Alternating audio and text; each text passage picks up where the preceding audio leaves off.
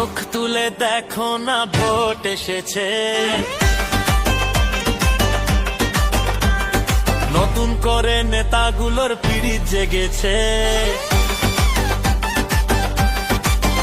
ঘরে চোখ তুলে দেখো না ভোট এসেছে, নতুন করে নেতাগুলোর পিড়িত জেগেছে। বছর বাদে আমাদের মনে পড়েছে, ভোট পাওয়ার আশায় অনেক কাজ করেছে। বছর বাদে আমাদের মনে